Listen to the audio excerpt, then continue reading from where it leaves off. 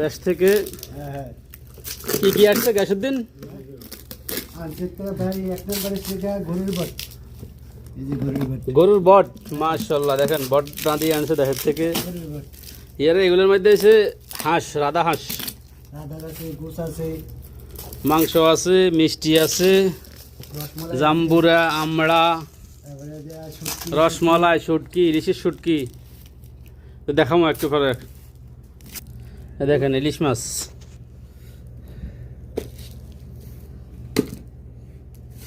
শুটকি, এই দেখেন মিষ্টি, মাশাআল্লাহ মাশাআল্লাহ মিষ্টি।